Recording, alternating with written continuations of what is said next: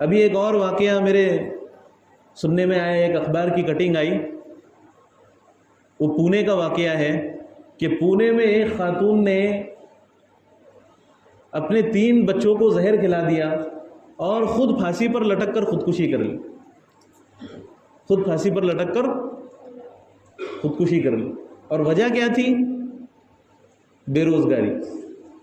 وہ ایک چھوٹے سے دیہات کے رہنے والے تھے، روزگار کے سلسلے میں بڑے شہر کے اندر آئے اور وہاں جا کر ایک چول کے اندر رہنا شروع کر دیا۔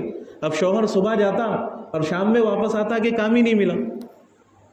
ایسا کئی دنوں تک چلتا رہا، یہاں تک کہ فاقے کی نوبت آ گئی۔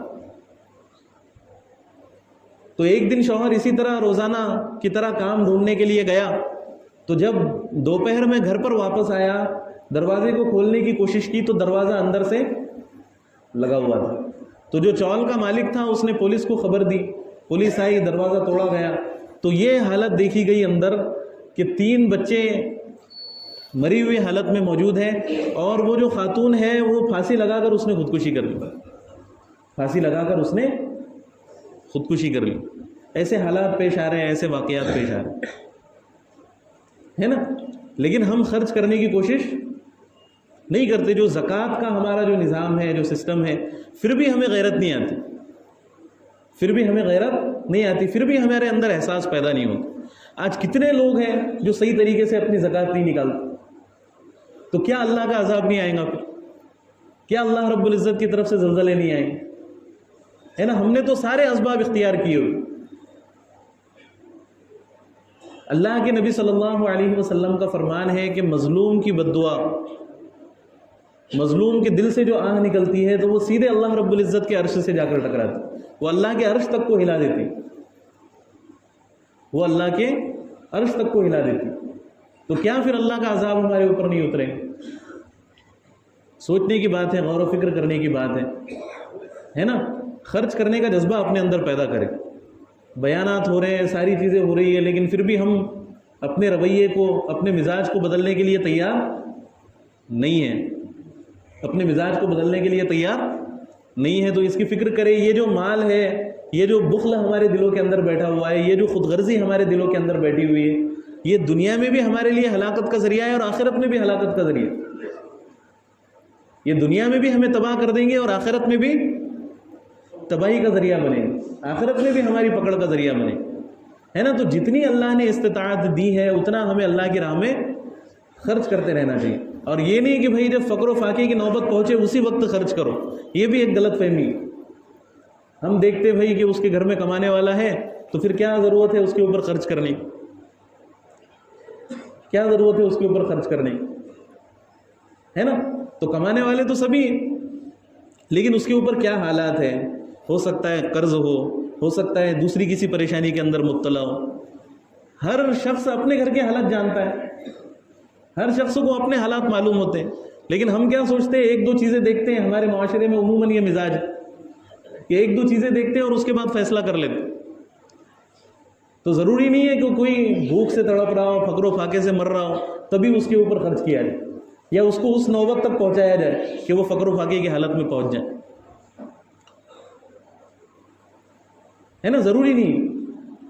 تو اگر گھر میں کوئی کمانے والا بھی موجود ہے تو اس کی انکم کتنی ہے، اس کی آمدنی کتنی ہے، گھر دیکھ کر حالات کا اندازہ لگ جاتا، پتہ چل جاتا۔ اور اس میں ایسا بھی نہیں کہ بھئی تحقیق بھی ہونی چاہیے، فراڈ بھی ہو رہے ہیں، ہے نا؟ دھوکے بازی سے بھی کام ہوتا ہے کبھی کبھار، تو تحقیق بھی ہونی چاہیے، ہے نا؟ لیکن ہم نہ تحقیق کرتے ہیں، نہ دیکھتے ہیں، پڑوسیوں کے احوال کی ہمیں خبر نہیں ہوتی۔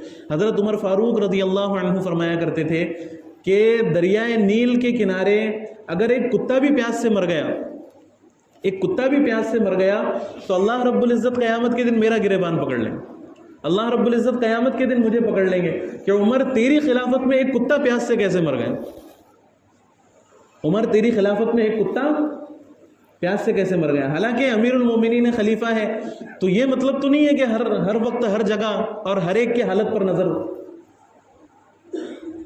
لیکن حضرت عمر فاروق رضی اللہ عنہ رات میں گشت کیا کرتے۔ ایک مرتبہ ایسا ہی معاملہ ہوا، حضرت عمر رضی اللہ عنہ کی سیرت میں ملتا ہے کہ ایک خاتون تھی، اب وہ درد ذہ کا معاملہ تھا،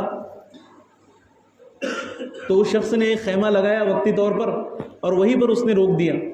تو حضرت عمر فاروق رضی اللہ عنہ رات میں اپنی بیوی کے پاس گئے, ان کو لے کر آئے اور ان کو اپنی بیوی کو اس خاتون کے پاس چھوڑا, اور پھر بیت المال میں سے جو بھی چیزیں کھانے پینے کی میسر تھی وہ چیزیں حضرت عمر فاروق رضی اللہ عنہ نے اٹھائی اور خود اپنے پیٹھ کے اوپر لا دی. حضرت عمر فاروق رضی اللہ عنہ, ان کے غلام تھے نافع, وہ کھڑے ہوئے تھے, وہ کہنے لگے کہ امیر المؤمنین میں اس بوجھ کو اٹھا لیتا ہوں, میں یہ لے کر چلتا ہوں وہاں تک. تو حضرت عمر فاروق رضی اللہ عنہ نے جواب دیا کہ تم یہاں تو میرا بوجھ اٹھا لو گے, لیکن کیا قیامت کے دن بھی میرا بوجھ اٹھا پاؤں گے؟ کیا قیامت کے دن بھی تم میرا بوجھ اٹھا سکتے ہو؟ ہے نا, اتنا احساس ان کے دلوں میں. پھر گئے اور اپنے ہاتھ سے خود کھانا تیار کیا اور ان کو کھلایا پلایا, ان کی تیمارداری. اس طرح کے اور بھی واقعات حضرت عمر رضی اللہ عنہ کی سیرت میں ملتے ہیں اور نیک لوگوں کی سیرت میں ملتے. تو ہمیں سبق اختیار کرنا چاہیے کہ ہمارے محلے میں کیا ہو رہا ہے, ہمارے پڑوس میں کیا ہو رہا ہے, کسی کے حال احوال اگر ہم تک پہنچ جائے, بلکہ تحقیق کرنی چاہیے, دیکھنا چاہیے, ہے نا. اگر ہماری نیت درست ہے, اگر ہماری نیت درست ہے اور کسی دھوکے باز پر بھی ہم نے اپنا مال خرچ کر لیا تو اس کا اجر و ثواب ہمیں ملے گا, اس کا اجر و ثواب ہمیں ملے گا. ایک بات سے اور زیادہ واضح ہو جائیں گے. نبی صلی اللہ علیہ وسلم نے ایک حدیث بیان فرمائی کہ ایک شخص تھا پرانی قوموں میں, اس نے ارادہ کیا کہ میں آج چوری چھپے اپنا مال صدقہ کروں. اب وہ نکلا صدقہ کرنے کے لیے, تو اس نے رات میں بنا دیکھے ایک شخص پر صدقہ کر دیا. اب صبح یہ پتہ چلا کہ ایک چور کے اوپر صدقہ کیا گیا, ایک چور کے اوپر صدقہ کیا گیا. دوسرے دن پھر اس نے سوچا کہ میں آج پھر چوری چھپے صدقہ کروں. پھر اس نے صدقہ کیا تو پتہ چلا کہ ایک فاحشہ عورت پر صدقہ کیا, تو اس نے سوچا کہ یہ تو غلط معاملہ ہو. تیسرے دن اس نے پھر سوچا کہ آج پھر صدقہ کروں گا چوری چھپے, تو اس نے صدقہ کیا. تو پھر تیسرے دن یہ پتہ چلا کہ اس نے ایک مالدار کے اوپر صدقہ کر دیا. تو پھر اللہ رب العزت نے خواب میں اس کے پاس ایک فرشتے کو بھیجا اور اس سے کہا کہ تیرے تینوں صدقے قابل قبول.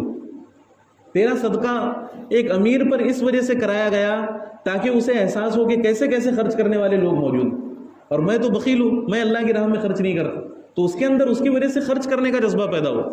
جو فاحشہ عورت پر تیرا صدقہ کرایا گیا تو اس سے اس فاحشہ عورت کے دل میں یہ جذبہ پیدا ہوا کہ اللہ رزق دینا چاہے تو کہیں سے بھی رزق دے سکتے ہیں, تو میں یہ گندا کام کر کے روزی کیوں کماؤں. تو اس نے توبہ کر لی اپنی فحاشی سے.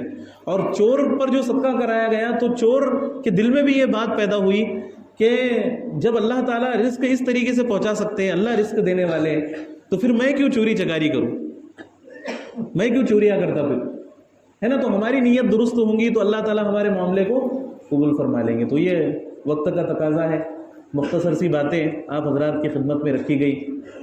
اللہ تعالیٰ سے دعا ہے کہ اللہ تعالیٰ مجھے بھی اور آپ سب کو بھی ان تمام باتوں پر عمل کرنے کی توفیق عطا فرمائے.